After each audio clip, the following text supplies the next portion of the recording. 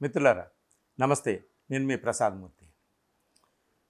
న్యాయస్థానాలు, న్యాయం, న్యాయమూర్తులు, న్యాయవాదులు, ఇలా న్యాయం న్యాయం న్యాయం అని అనుకుంటూ ఉంటాం మనం. కానీ ఆ న్యాయం కొలువుదీరాల్సినటువంటి అతి పవిత్రమైనటువంటి దేవాలయం లాంటి కోర్టుల్లో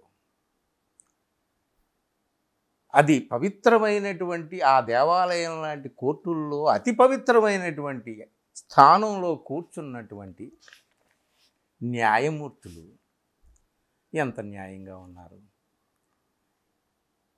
ఈ మధ్య జరిగినటువంటి ఇటీవలే గత 3-4 రోజులుగా నలుగుతున్నటువంటి ఒక టాపిక్ గురించే మాట్లాడుకుందాం. మీకు ఈపాటికే మనసులో మెదిలే ఉంటుంది ఈ వార్త.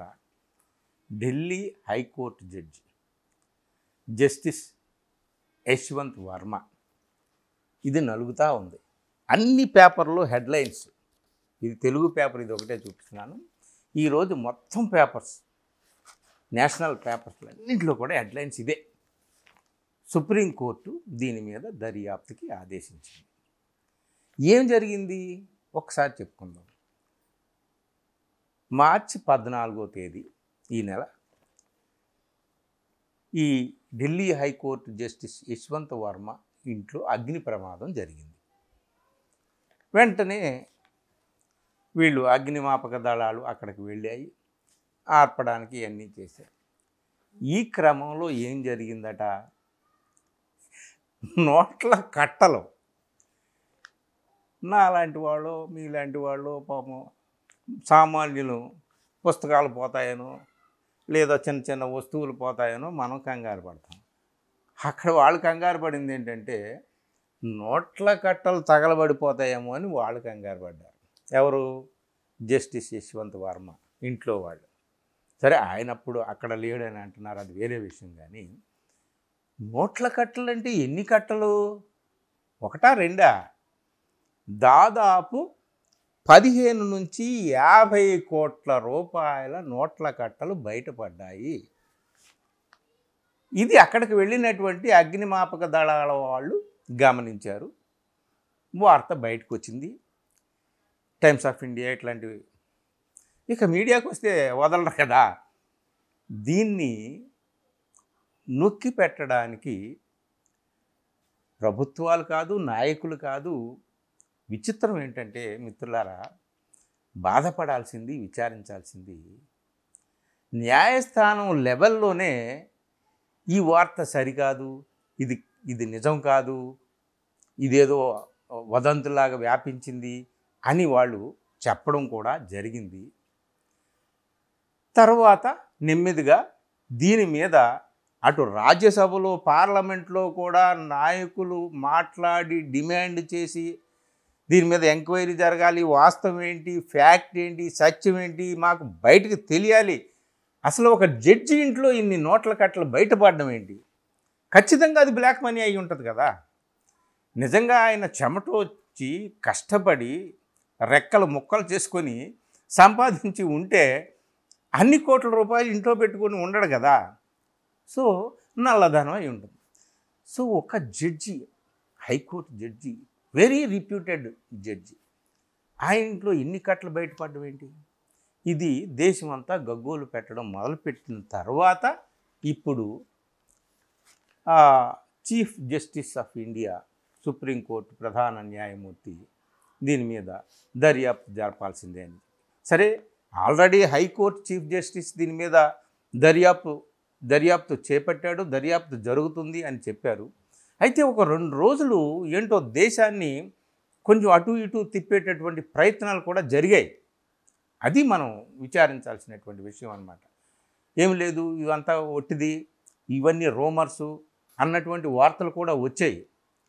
కానీ మిత్రులారా, దీని మీద ఇప్పుడు సీరియస్గా తీసుకొని CJI, chief justice of India విచారణకు ఆదేశించడం అనేటటువంటిది చాలా కీలకమైన పరిణామం ఇందులో. సో సరే, ఈ దర్యాప్తులో ఏం జరుగుతుంది ఏమిటి? నిజంగా నోట్ల కట్టలు బయటపడితే 15 కోట్ల 20 కోట్ల లేదా 50 కోట్ల, ఇది ఎంత అనేటటువంటిది తర్వాత తేలాల్సిన విషయం.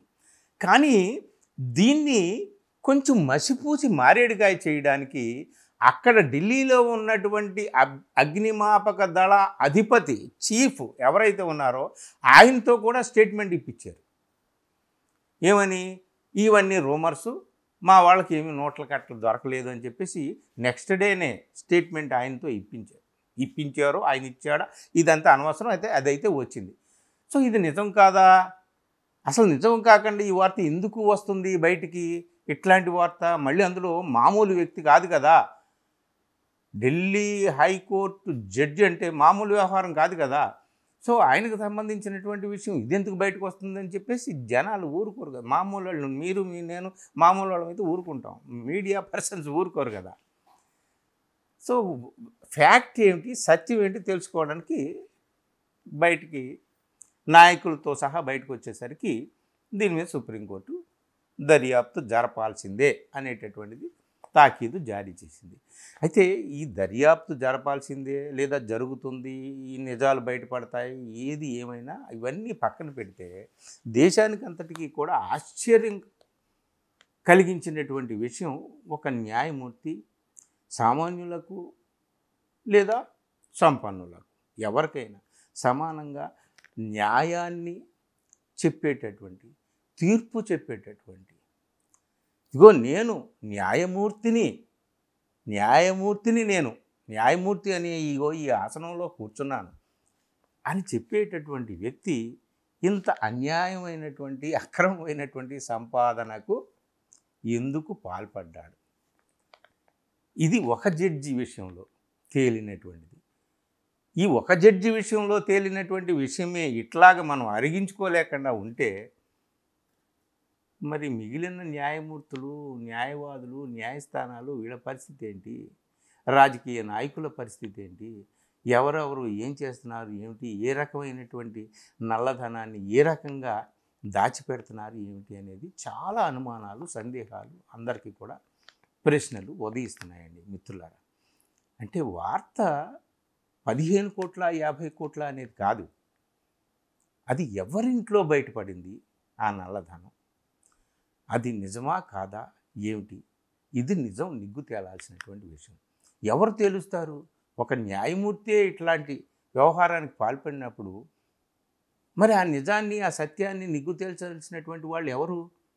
మళ్ళీ అదే న్యాయస్థానంలో ఉన్నటువంటి వ్యక్తులు, అదే న్యాయమూర్తులు చేయాల్సినటువంటి పని. సరే, ఇప్పుడు సుప్రీంకోర్టు దర్యాప్తుకి ఆదేశించింది. మిత్రులారా, నిజంగా ఈ ఘటన మనకి చెప్తున్నది ఏమిటంటే దేశం ఎవరి చేతుల్లో ఏ విధంగా ఉంది, మనం ఏం చూస్తున్నాం, ఎట్లాంటి వార్తలు చదువుతున్నాం, ఎట్లాంటి దృశ్యాలు చూస్తున్నాం, ఏది సత్యం ఏది అసత్యం ఏమిటి అనేటటువంటి ఒక మీమాంసలో మనం పడిపోతాం అన్నమాట. జడ్జి అసలు అరిగించుకోలేకపోతున్నారు అందరూ. దేశ రాజధానులు, హైకోర్టుకి సంబంధించినటువంటి ఒక జడ్జి ఇట్లాంటి దీనికి పాల్పడడం అనేటటువంటిది ఎంతవరకు అది న్యాయం? ఒక న్యాయమూర్తి అది చాలా కలవరపరిచేటటువంటి అంశంగా ఉంది. అయితే దీని మీద సరే ఏం జరుగుతుంది? నిజంగా విచారణ జరుగుతుందా? సత్యం స్థాపితమవుతుందా? అక్కడ అసలు నిజంగా నోట్ల కట్టలు బయటపడ్డాయా? లేదు ఇదంతా కూడా మీడియా చేసినటువంటి ఒక అభూత కల్పన అని చెప్పి తేల్చేస్తారా ఏమిటి అనేది చాలామంది చాలా సందేహాలు ఉన్నప్పటికీ కూడా ఏది ఏమైనా ఒక జడ్జి గారి ఇంట్లో ఇట్లాంటి వార్త బయటపడడం అనేటటువంటిది మామూలు విషయం కాదు.